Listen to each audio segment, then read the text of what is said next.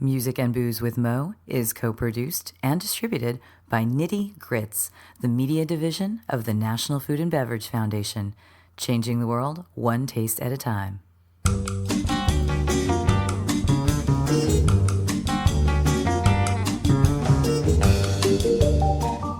Welcome to Music and Booze with Mo. I'm Mo Herms, and I've worked in the music industry most of my life, so have met some pretty amazing musicians over the years. I also love a good cocktail, and I've encountered some really interesting bartenders as well. It seems that there's a lot of crossover, so when I can, I like to talk to musicians and bartenders about music and booze. Join us at the bar, won't you?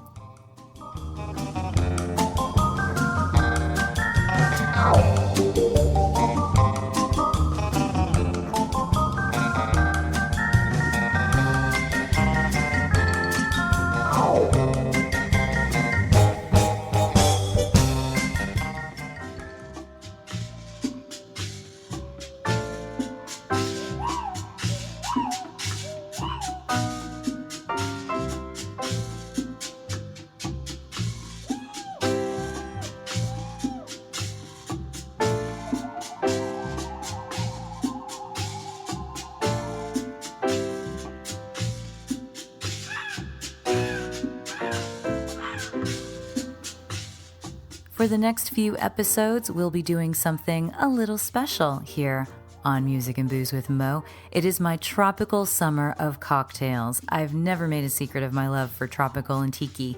I love wearing flowers in my hair. I always have. I grew up by the beach. Surfing was a big part of my life. Tiki naturally fell in line with all of that. And tiki is going through quite a resurgence, revival.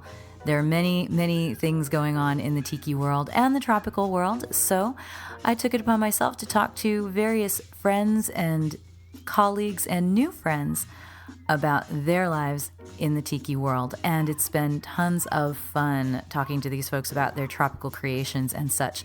So join us for the summer as we have Mo's Tropical Summer on Music and Booze with Mo.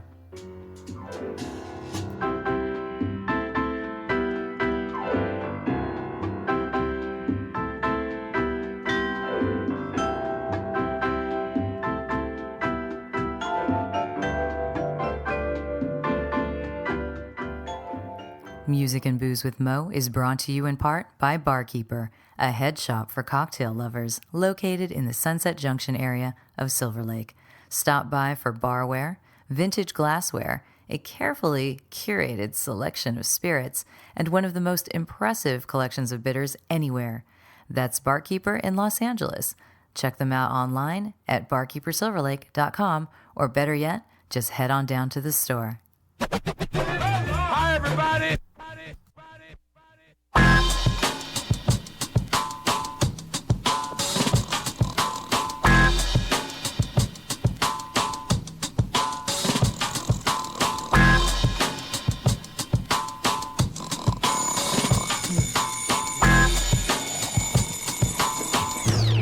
Doctor, his heart is beating. We are going to wrap up our tropical summer with someone who is not actually even a bartender. Well, he has guest bartended at the legendary Tiki Tea in Los Angeles, but he does have a beautiful home bar, and his drinks have appeared on other menus. Well, again, the Tiki Tea. And I'm including him because he does create his own cocktails at his own bar.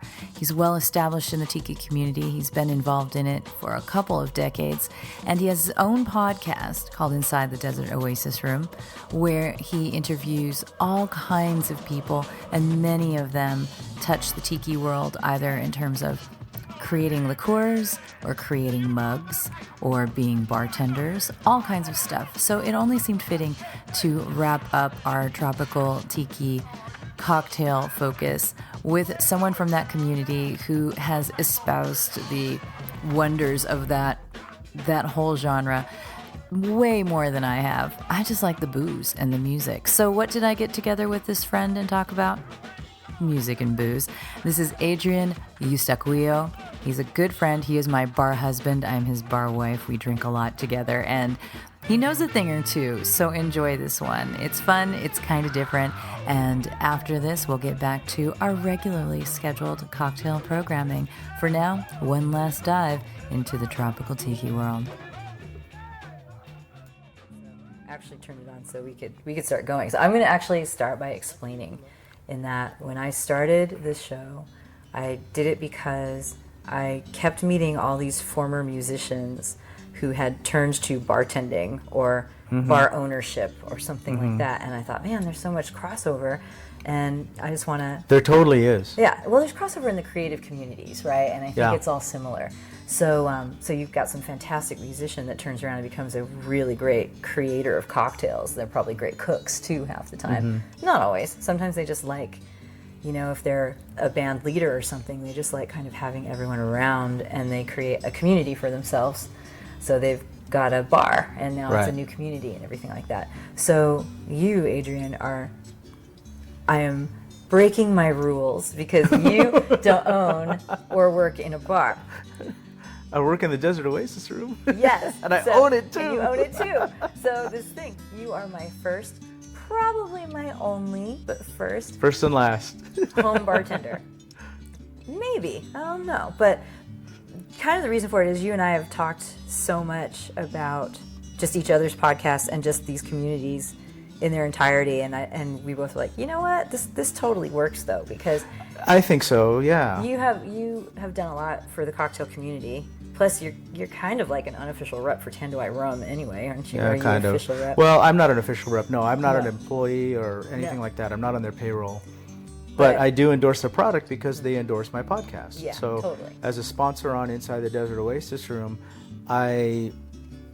it's not even written in any kind of contract, but I do feel an obligation to endorse their brand, which I happily do because I believe in their product. I do enjoy their product. Totally. It's a good product. So. And so that works out. So you're in the cocktail community, and you're a great home bartender, and you have a beautiful home bar. And what some people may or may not know is that you do have a musical past. Yeah, so, most people don't. Yeah, so that's why we're here, as we get to talk about the musical past. But also, this past summer, and people may listen to this any old time of year, but for the summer I was doing this tiki tropical focus, and it just seemed right to end with you, because you've got your podcast, Inside the Desert Oasis Room, which kind of looks at all things tropical, Polynesian pop, tiki, and then some, much more, but a lot of the people you bring in have some kind of attachment to that world. Sure. But many different mediums to it and everything. So I think people who have tuned in this summer and enjoyed this, if they don't know you already, should get to know you and enjoy your podcast as well. Oh, thank you. So there we go. Thank you so much. So tell everybody who you are. Okay. My name is Adrian Eustaquio, also known as Polynesian Pop, which is a name that I started using online, which people say, oh, what's your tiki name? Mm-hmm. It's the handle that I started using on Tiki Central. And this would have been, your cat's destroying some trees. Yeah. We're hearing noise in the background. Ferris. And it's basically a cat who's decided that it's Christmas on this artificial tree. Is it artificial or is it real? That's artificial. Okay, yeah. Yeah, if it were real, it'd be dead. But it's green all year round. So the name came from Tiki Central. And when, because Tiki Central went up a bazillion years ago. Yeah, it started. And you were number 5? I was member number 9. Okay. And it started in the late 90s, I would say. It started out in Yahoo clubs. Mm-hmm. And it eventually transferred to Yahoo groups. And the reason why it ended up going to a website was because Yahoo Groups was so kludgy, right?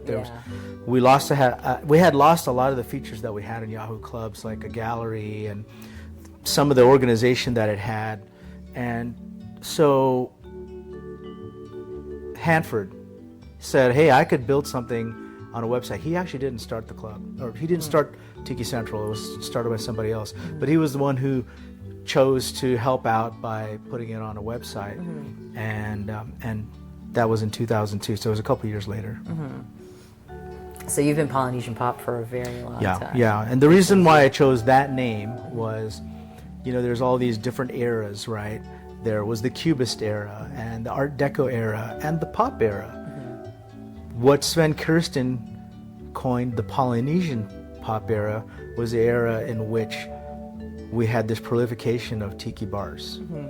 And so it was somewhere in the mid-century, 40s, 50s, and 60s. And that particular genre, era, culture, style, whatever you want to call it, was essentially started by Don the Beachcomber, who had this band of Filipino bartenders. So it was kind of in tribute to, it's kind of like a roundabout way to in tribute to those bartenders, right? Like this Polynesian pop era, who worked in the shadows, yeah.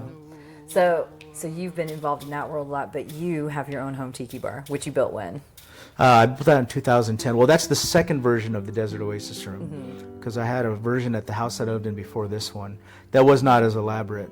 And I had that for a few years. So, but this particular version is 2010. And so you make some really wonderful cocktails. What people don't know is before we started this, we had some of those very wonderful cocktails. And so how have you, over the years, crafted your home cocktailing? I mean, you've learned from... Yeah, so, I came from the other side of the bar, obviously. Like, I've never actually worked in a bar. Yeah, I don't have real world or professional experience as a bartender, but I do know a couple of things about how to create cocktails. I never call myself a mixologist because I don't believe anybody deserves that title unless they've actually worked professionally in a bar. So what I've done is I've learned. Bartenders don't like that title either. Sure, actually, at this point. Yeah, well, I can see why. It's on its way out. Yeah. I just learned some of the basics and a couple of tricks. You can go online and you can find bar ratios, is what I call them. Not bar recipes, so ratios, right? Ratios for creating a punch, ratios for creating a daiquiri. And then from there you can expand. Do you want the drink to be a little bit more tart, a little bit more sweet, a little bit more boozy? And that's kind of how I did it, right? So I like a classic daiquiri. I think a daiquiri is a recipe that is designed to highlight the flavor of whatever rum you're using, right? Because the largest proportion in the daiquiri recipe is the rum. You just add a little bit of sugar, add a little bit of lime, and what that's supposed to do is bring out the flavors of the rum. And it's a simple recipe, and it's so classic that it's something that still survives today, right? So it's perfect when it's done right. When it's done right, it's perfect. I have a daiquiri that I like to make that I call the Desert Oasis daiquiri, and when we were making that earlier, I by mistake picked up the wrong bottle of rum, but because I know that the proportion that I use, that I kind of tweaked it to my palate, I just was confident that whatever kind of rum that I use in this, as long as it's a quality rum, it's still going to come out good, and it still came out great. Oh yeah, totally. So I mean, I'm still happy with the way it came out. So, I was just thinking too of our friend Buzz, who has a home bar. His Buzz Tie. Yeah. And a Mai Tai is something that is hotly debated out there in the world. And like we happen to know a professional who I believe is a soon-to-be guest. By the time this airs, it might have already aired. One of your guests on your show who happens to own one of the top bars in the world, a guy named Martin Kate, who has schooled a lot of people on how to do daiquiri right. So we definitely live in a world where we can have excellent daiquiris. And yet here's our friend Buzz, who has this lovely little home bar in the Bay Area, who made up his own version of a Mai Tai called the Buzz Tai, which you and I both think is excellent. One of the best Mai Tais we've ever had. It's excellent. Yeah, so I love delicious. So, and I actually have a girlfriend who is a home bartender. She did some bartending here and there at other bars, but she runs sort of a little speakeasy in her backyard, converted this garage space, made a little home bar back there.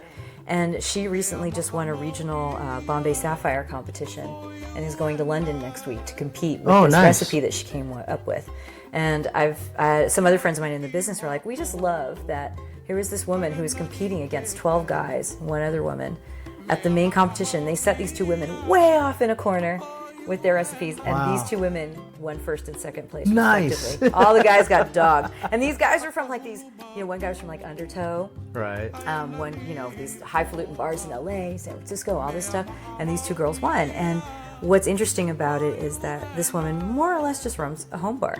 Yeah. And she's competing at this level with people. So do you ever think about that? Like, because you actually oversee a Facebook group of tiki home bars, right? Yeah. It's about building them. But Yeah. have you seen that kind of thing within the home bar community? Just people coming up with incredible recipes that could...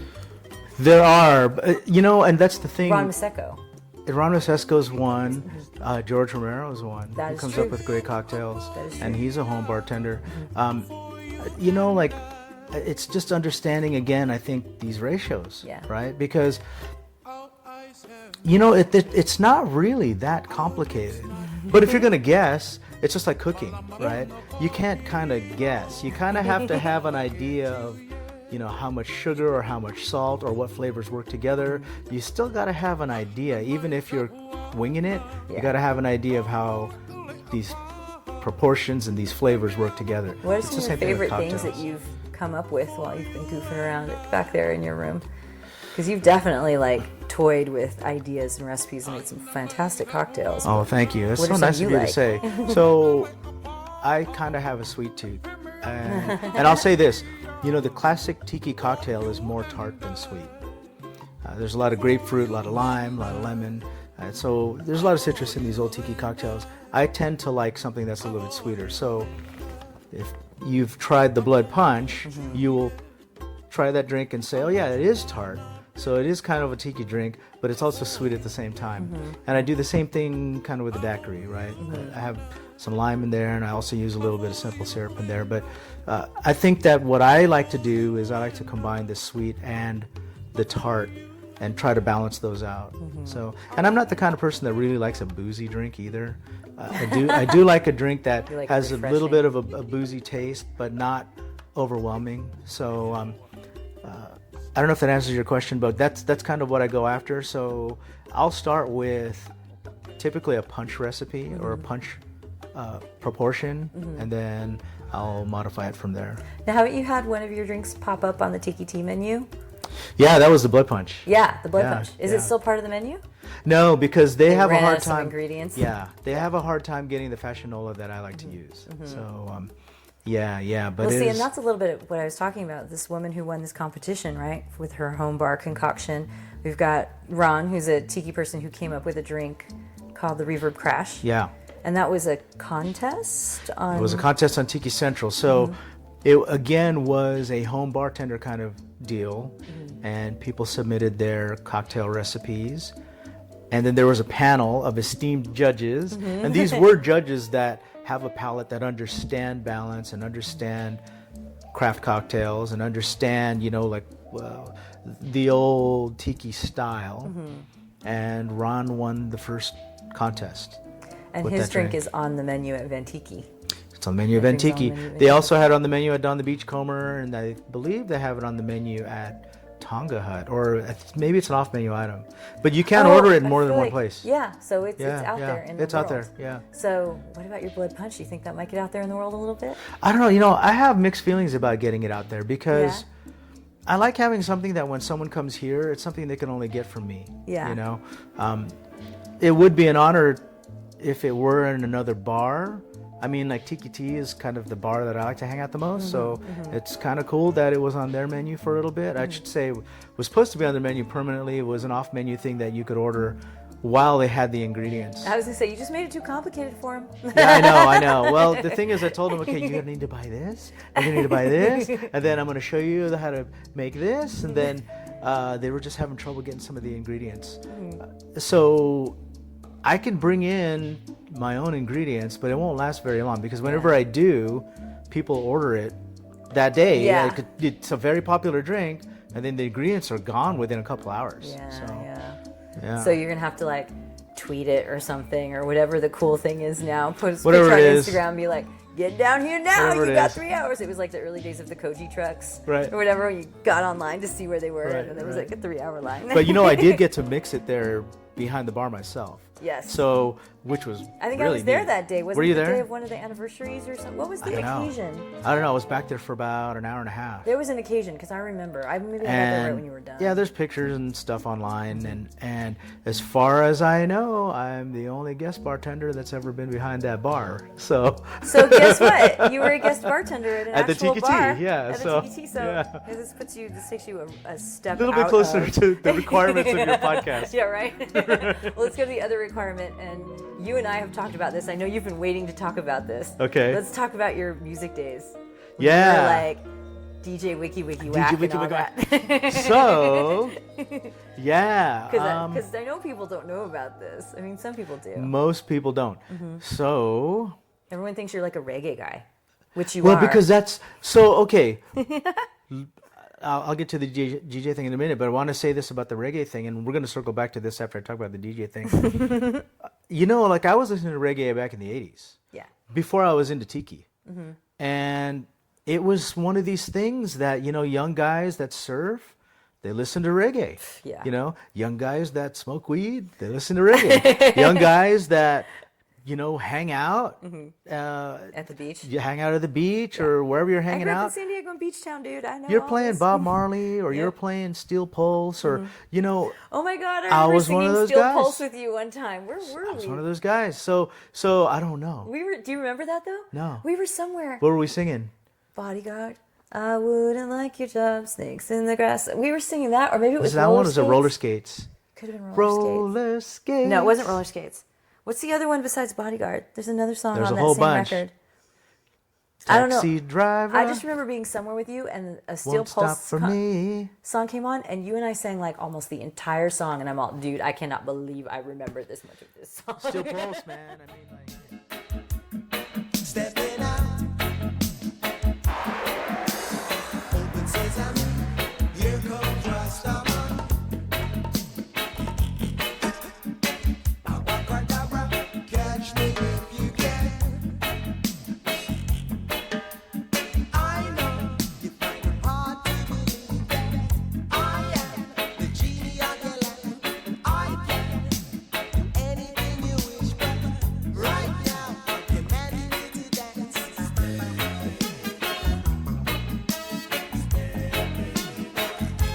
Oh, I'm stepping out. Yeah, Gregory Isaacs, Bob Marley. I mean, that's all that stuff from the All that 70s and classic 80s, right? It's all 70s, classic reggae, which of course morphed into. Well, there's two types of reggae. There's Jamaican reggae, and then there's Hawaiian reggae, which they call Jawaiian. Joanne. And I love both, but I've really become a fan of Jawaiian music. And it's just fun music to listen to. So, but we'll circle back to that. But so You're the way DJ better stuff, staying on track DJ than I stuff. am. So okay, in the 80s, I entered junior high school from 80 to 82, high school from 82 to 86, college from 86 to 90. So I grew up in the 80s. That was like the decade where everything is new to me starting from junior high, right? You're finding yourself, you're figuring out what you like. And if you'll recall, that's the decade that MTV was Yeah. born. Yeah. And the decade that hip hop was born, or really proliferated, right? I mean, it started in the late 70s, but the thing to do back then, I went to high school in La Puente. And so the thing to do back then was house parties. You got into these crews, right? DJ crews and stuff. So I got into DJing that way. All my buddies were doing it. And there was a time when, like I started out with these belt drive turntables and a Radio Shack mixer. And then there was a time when it really just kind of exploded, like right in the mid 80s. I went out and I saved some money and I went out and I bought some Technics 1200s. So I had a pair of 1200s and I had a Newmark mixer.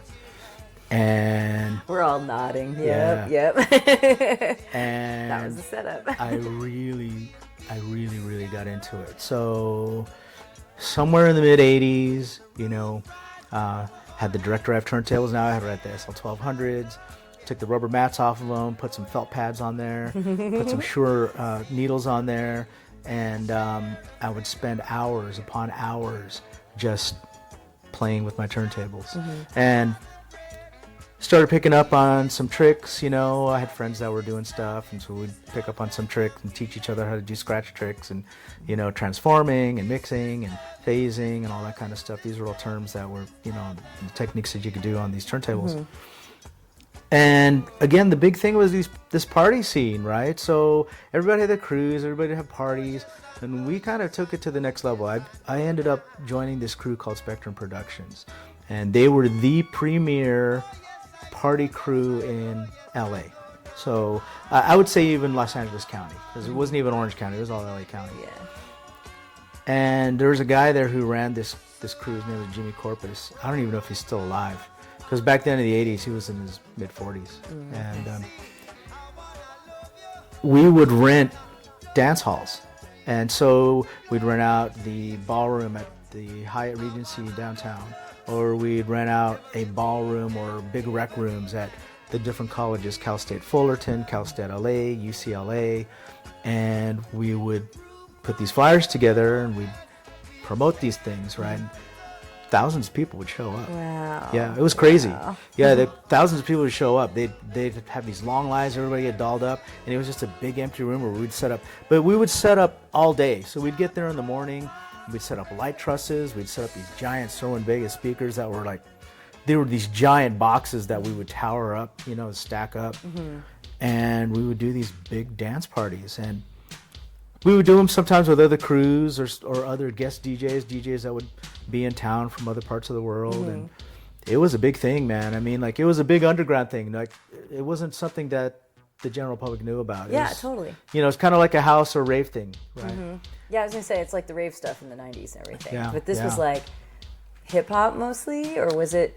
So it was like a mix of everything. It was a mix of, it depended. So I was some gonna say, because DJs, you were actually scratching and all of that. I was a so you scratch could have all DJ. kinds of stuff. I was a scratch DJ. So there was a lot of that electro funk, and there was a lot of freestyle because that was very popular at the time.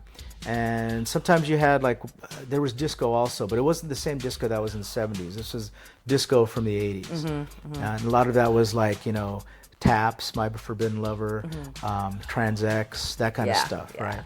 And so DJs had their sets. That was the kind of set that, you know, some DJ would play. That person was gonna do. Yeah, another person would, their set would be freestyle. Another person, their set would be electro funk. So that was the kind of stuff that I would mix because I like to scratch. So, and we used to do that. We used to do battle scratching. We used to do the whole thing. I was gonna say, were there battles too during the house parties? Yeah. And we were at the top, man. We held our own. Yeah. So people would come out and they would try to bite our style, but they couldn't figure it out because we would scratch too fast. So I was like really into that, man. I mean, How much did you blow on needles? oh man, hundreds. I mean, they were already expensive to start with. Yeah, totally. The basic sure needle was, at that time, this was like mid 80s. Yeah. The basic sure needle was like $150. But I had the square ones, and then I also had the long ones that looked like the Concorde. Yeah. You know which ones I'm talking about? I know which ones. Yeah. Those were like really cool. those were like $350, and so I had all those, right? So what I would do is I would scratch it. I practice with the square needles, and then I would put the Concords on when I would For be the at a show. gig. Yeah, yeah. So Jeez. yeah. It was that setup was my instrument. That was like my electric guitar or my keyboard or whatever you want to call it. That was my instrument. That's so wild. I love that. I love that. It was What's fun. like a really awesome moment you remember from that time? Like an especially great party or something, or just like a really good battle you did with somebody? It was great. Yeah, well, you know, like we would You had battle to with have other crews. some kind of like segues and mixes that you did where you were just like, oh, I just killed on that, you know? Yeah, I mean, we used to do like some of the fun stuff that we do. We never did these at shows, but some of the stuff that we do at our practice sessions, we'd set up 4 turntables. So another guy would bring over his coffin. We call them coffins, right? So he'd bring over his coffin, and then we'd plug all of it onto an amp, and then we'd do mixtapes. And I used to have boxes of mixtapes. I don't even know where they are. I was gonna say, what So- made you stop doing this? Did you just phase out of it? You're just too busy? College? Kids? What? I would say it was a combination of a couple of things. I mean, like, you know, getting into serious relationships and then kind of put my attention towards my, my new girlfriend. Or like a lot of it too is I'd get bored. You kind of you kind of grow out of it. You kind of want to try something different. So after doing that stuff, I transitioned out of that into, I started listening to like really heavy metal and hair bands and that kind of stuff, which is like a complete 180. Yeah, I was from electro rock. But and this thing about when we were doing this stuff, like I said, like I don't want to sound like I'm tooting my horn, but it was like we were the premier crew in LA. Yeah. So we used to DJ with Joe Cooley and Brian G. Like these guys were in our circle. These guys we would go to practice sessions with them where they'd say, okay, 10 hours today, 8 hours tomorrow. The only time they'd get out of the room is to use the bathroom. We'd show up at 7 in the morning, just be playing? Just practicing. Yeah, practicing. We'd lock ourselves in the room. Oh my God. Yeah. Jeez. And and that's how we'd learn. That's how we learn all the techniques. And then like after I left that group, after I left Spectrum, you had guys that came in like Icy Ice came in, and Q-Bert came in, and so like Icy Ice, he's been on Power 106 since I think also the 80s. Yeah. He's the guy who replaced me. So yeah, I was before him. With like DJ kind of stuff is that I worked at a radio station in the 90s in the Bay Area, and I was the DJ trainer, right? So I taught people how to use the equipment. They come in, I'd show them the soundboard, and I would show them how to use turntables. Yeah. And there started becoming a point like in the late 90s where I was showing people how to use turntables who had never owned a turntable, right? Right. And, we had CD players, all this kind of stuff, and I'd show them how to do it. Really easy. And people would always say to me, oh, you're a DJ. That's amazing, you can do really cool stuff. I'm like, I know how to play one song after another. And even I had a period of time where I was DJing at raves, but I was never doing anything crazy fancy. It was more like the tempo, keeping tempo matches, this kind of stuff, and just playing great songs one after another, And so I would say that, and I'm like, there are DJs and there are DJs. I can play a song after another. I can create a mood for you. Right. I can do this.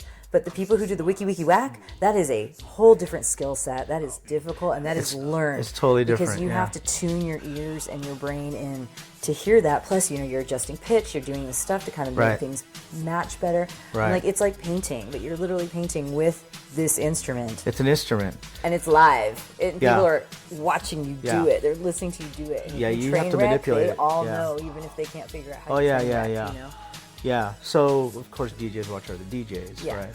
And so I was performing more for the other DJs than I was for my audience because you didn't want to be the guy that was whack, right? Yeah. So, but yeah, I mean, I guess I kind of got bored with it. I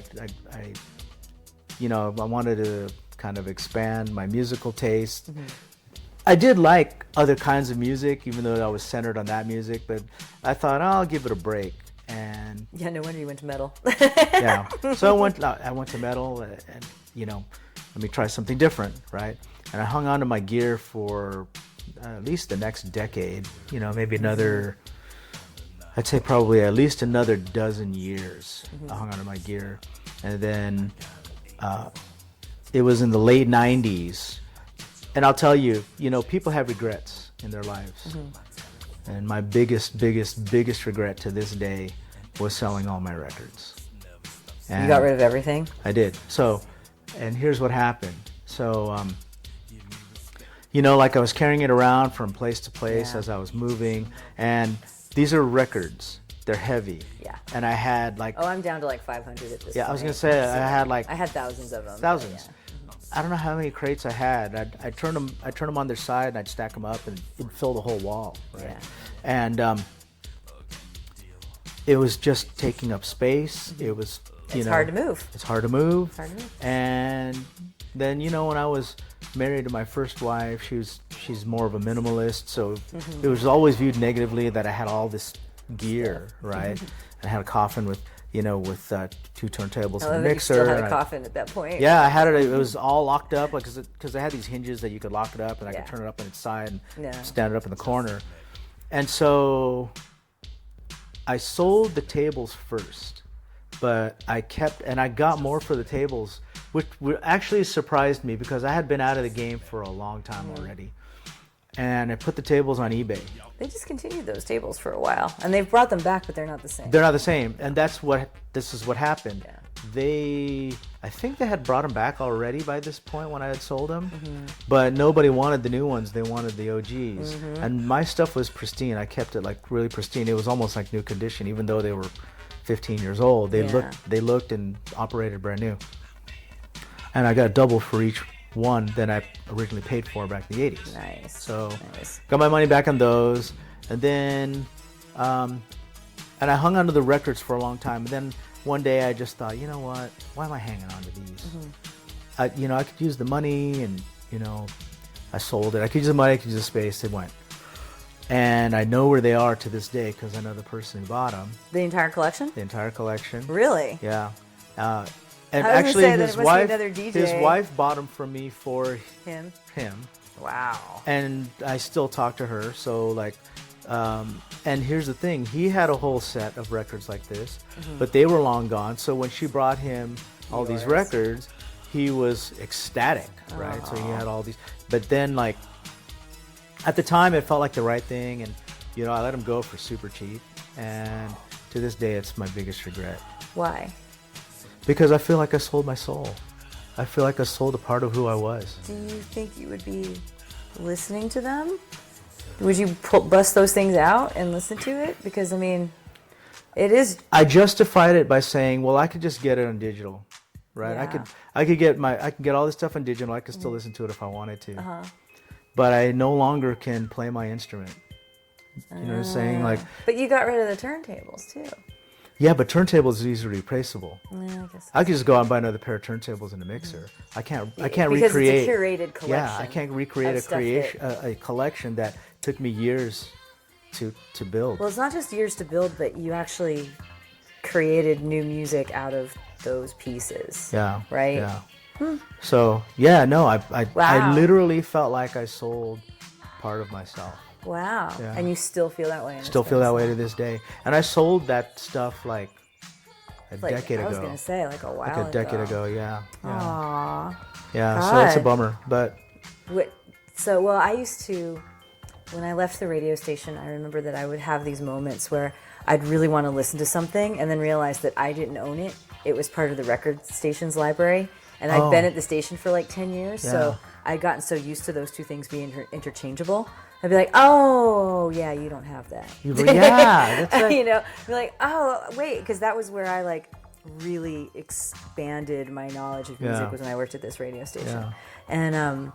And I'd be like, oh, I don't have that, and I probably can't find it digitally because it was this version of that or whatever. I mean, there are still songs that jump up at me where I'm like, I wish I had bought that version that I used to play at the radio station so that I have it in my own library Right. so that I can listen to it when I want to. I look for stuff online that I had in vinyl, and there's stuff that I still can't find that I had on vinyl that, I know it exists because I had it, and Yeah, I played right? it. Totally. And I'm looking for it But online, I what's just can't interesting find is it. things online disappear too. Yeah. There's, because I remember learning this at some point in my tech world was that even like the big labels and stuff are like, we don't want to have to maintain the digital storage for all of this. Yeah. And these things are too culty for us to even keep in the Ethernet, Yeah. like they don't even want to hold on to them like that. And they start disappearing from there as Yeah. well. So I found like one of the real obscure records that I used to play back in the day was by Brian Lauren called Lollipop Love. And it was kind of I a... have no idea what that is. yeah, people would do a cha-cha to that every time we played that. It was a great song. Oh, that's awesome. Yeah, so, How but it cool. was an 80s like R&B song, R&B dance song. And it was obscure on vinyl, so I never thought I'd find it on digital. I found it on YouTube, so I was able to download an audio copy of that. But then one that I never thought was very obscure at all, which I can never find years later, and I bet if we went online today, we still can't find a version of it online, was Irresistible Bitch by Prince. Really? Can't find it online anywhere. And I had the record. It exists, right? But go online and look for it. You won't find You it. can't find it anywhere? You won't find Well, it anywhere. That's Prince. Prince is like a weird. But this is examples of like No, something you're that right. was You had obscure it. I You could had it. find online, but then this one, which I didn't think was really that obscure, You can't. I can't find online. Yeah, So those are things that are like, are weird God, things I that had all come and this go. stuff, right? Fun, who's in college now, has been collecting vinyl for the past couple of years. Most of it's reissue because, they stopped making vinyl for a long time. And then, And now they're that making people are vinyl, collecting vinyl, they're reissuing it. Yeah. So a lot of the stuff he's buying, I thought, I had the originals of this stuff.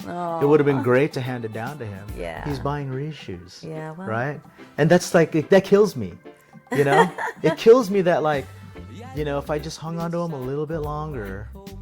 My mom used to say that to me about some of her dresses. Yeah. If I hung on to him a little bit longer, he would have this He would fucking have kick-ass Collection. record collection. But Oh, I'm sorry. that's all right. It's gone now. That's but life. You know what? That's It life. is life, but you're right. No matter how zen you try to be about stuff, sometimes you just can't be that cool. Yeah, well, I try to justify it to myself. Where would you store that stuff now? And Yeah. would you really be playing Well, see, with because it? I'm Like, kind of a minimalist myself, so Yeah. I moved a lot in the last couple of years, so that's how my record collection whittled down Yeah. so much. Was I was just like, okay, what am I really listening to? And I'm probably going to do another pull through it Yeah. and take out a bunch of other stuff because I have like weird little things that were fun to play here and there that I'm like, these don't mean anything to me. Yeah. So it's kind of like the stuff that really means a lot to me is the stuff that has stayed, and those things change too as time goes by.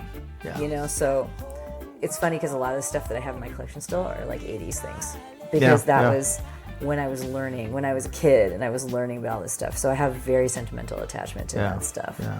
But I can see what you're saying about all that. So I can transfer over to something I tend to ask people during my interview, and that would be your drink and a song kind of thing.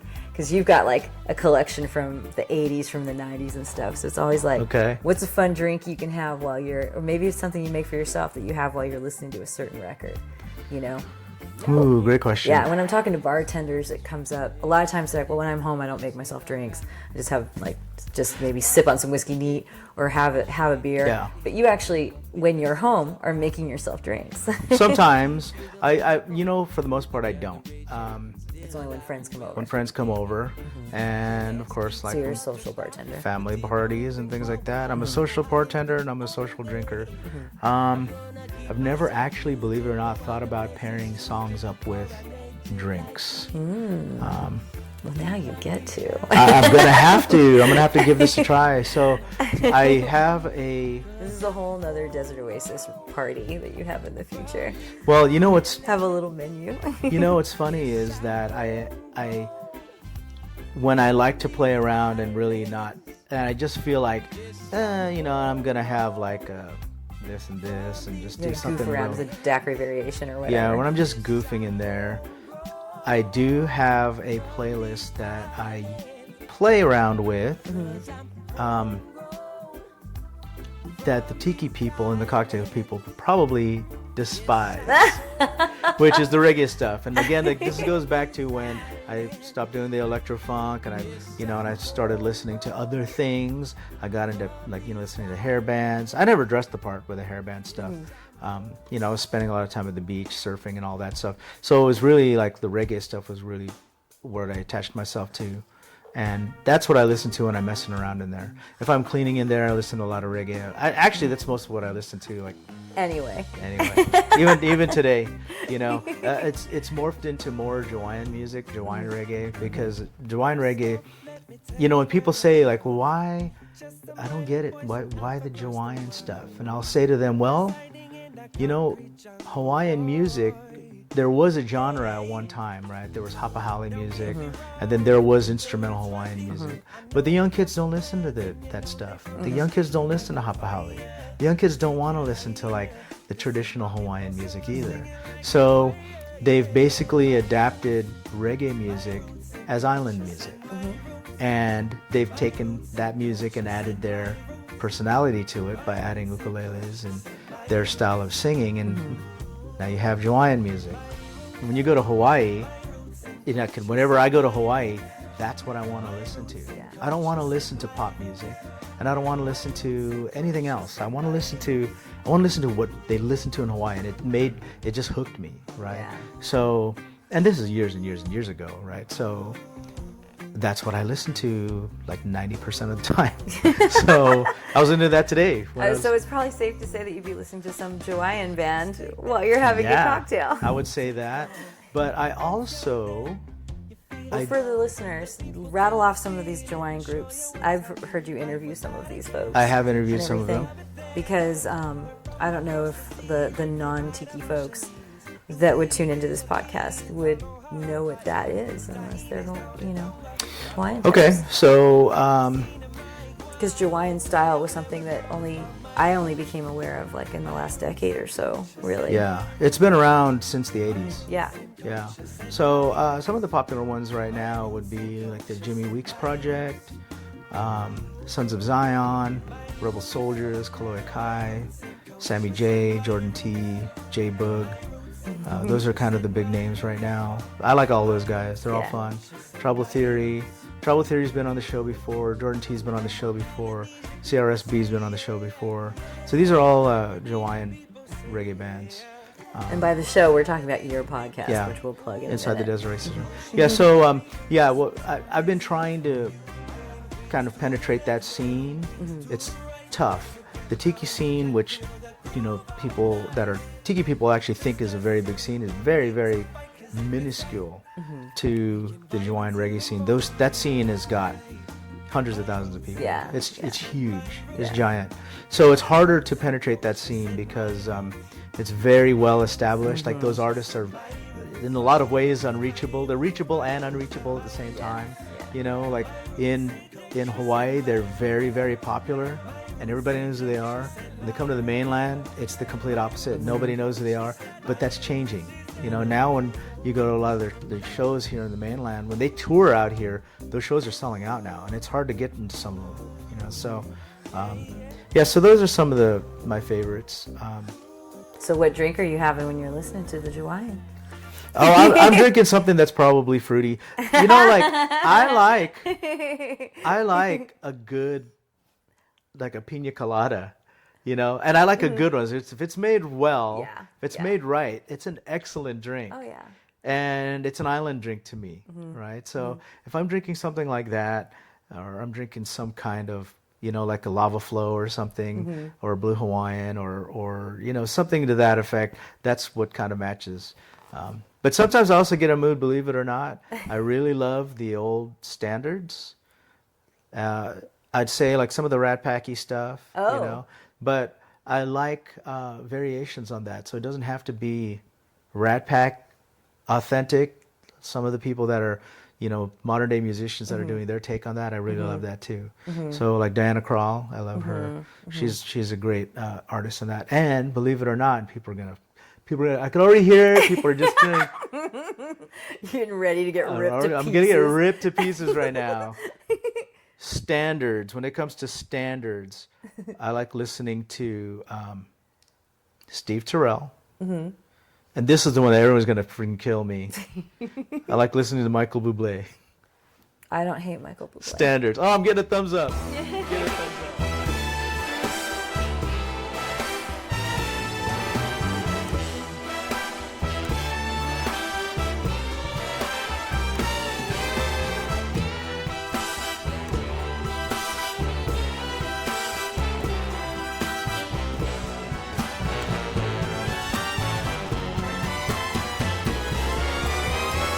Stars, when you shine, you know how I feel. Scent of the pine, you know how I feel. Oh, freedom is mine, and I know how I feel. It's a new dawn, it's a new day, it's a new life.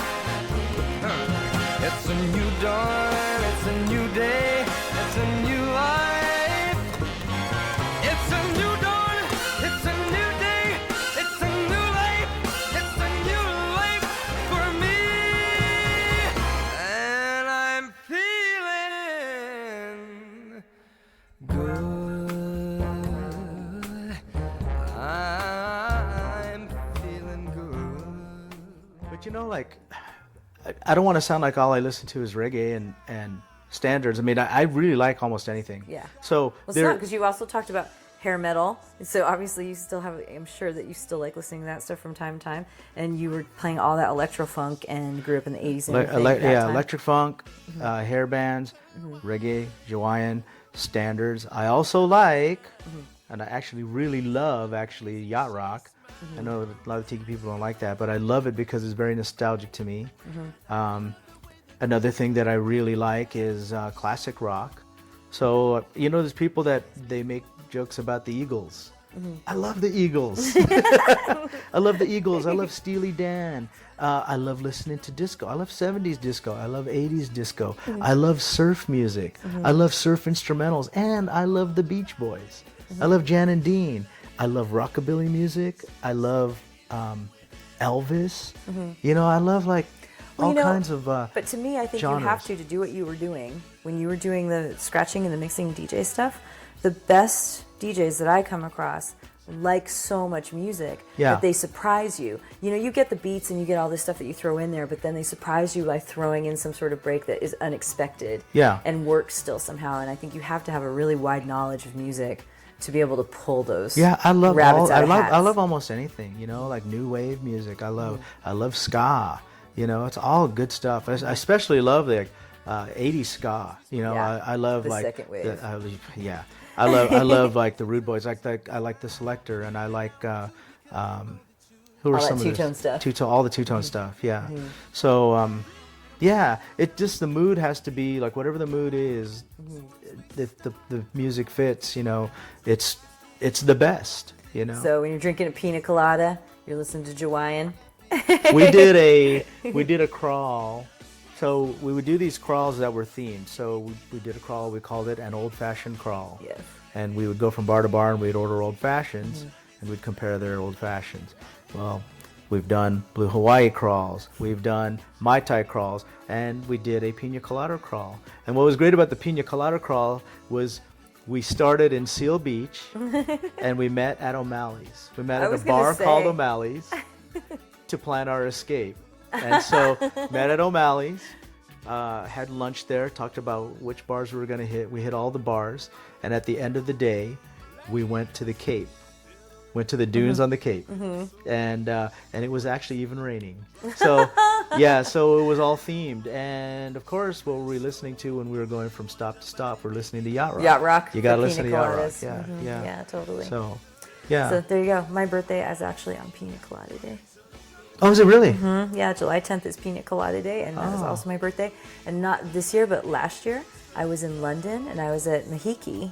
Yeah. I went to, that was the day I went to both Trader Vic's and Mahiki, was on my birthday. I did Mahiki earlier in the day, and then I celebrated my birthday at Trader Vic's in London, where everyone made Werewolf of London references all night.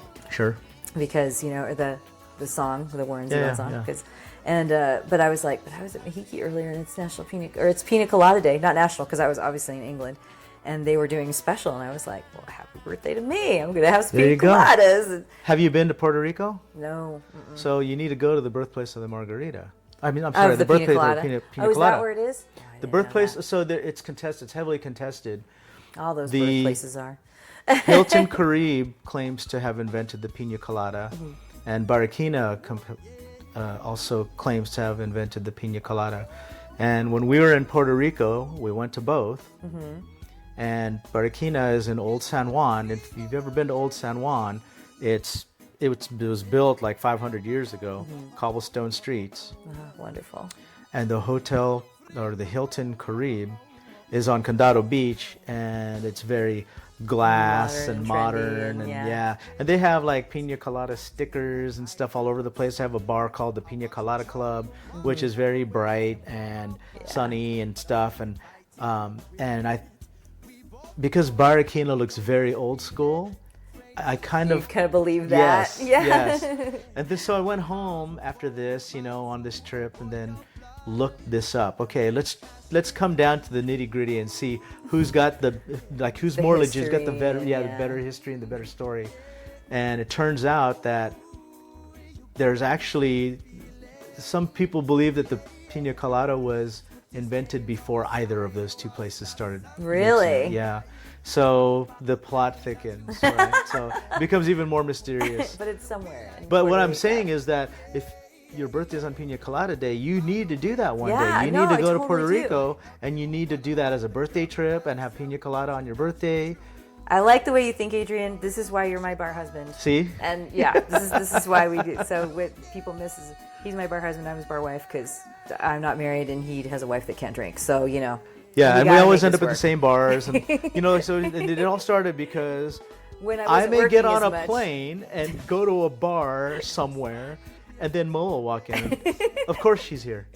That was happening up and down the state for like a good year.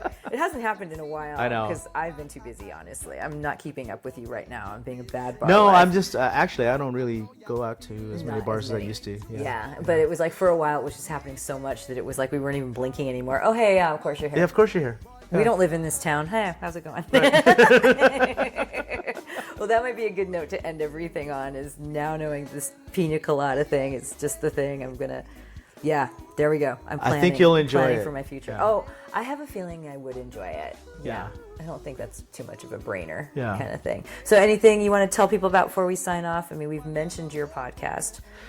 Sure. Yeah, let me plug my podcast. Plug your podcast. Okay, Inside the legit. Desert Oasis Room. It's a podcast that is recorded. No, it's supposed to be recorded inside the Desert Oasis Room, which is the your name of my home bar. home bar.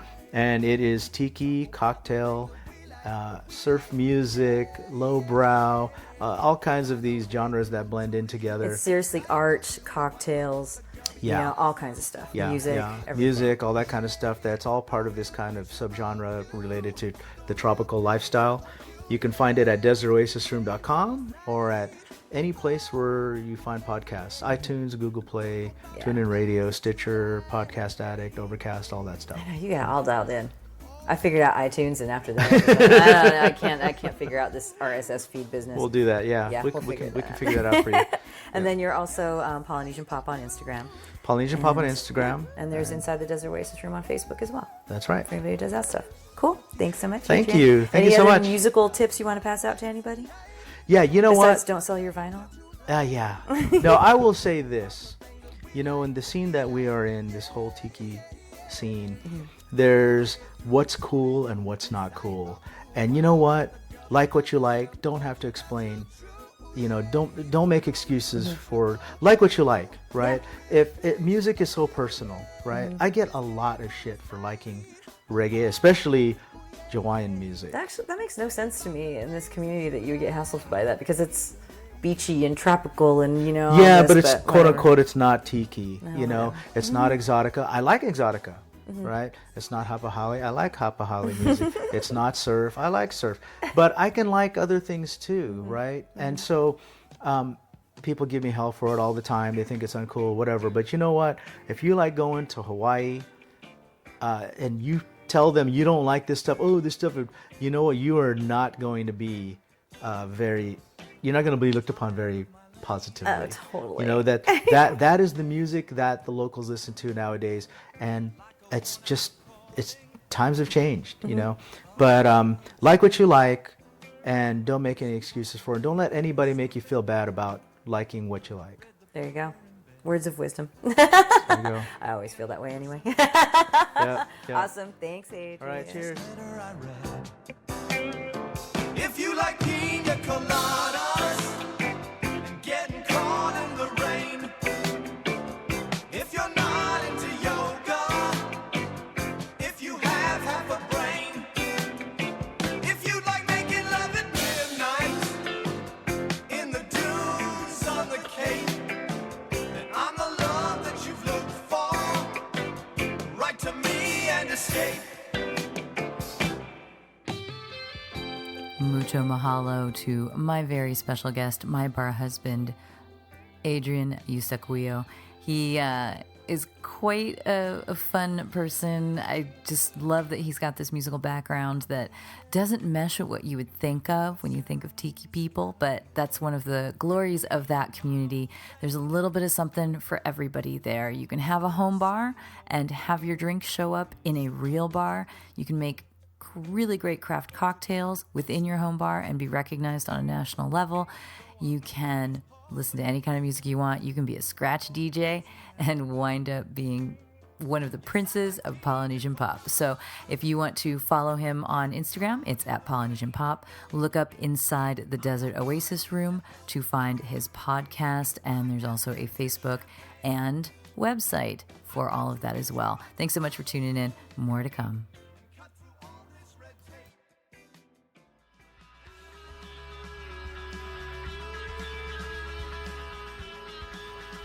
Thanks for tuning in to our barroom chats on Music and Booze with Mo. For more info about today's guests and our Spotify playlist, check out my Facebook page, Mo Herms. Please subscribe to the podcast and feel free to tell all your friends about it. Lower your expectations and join us at the bar. Till next time, cheers.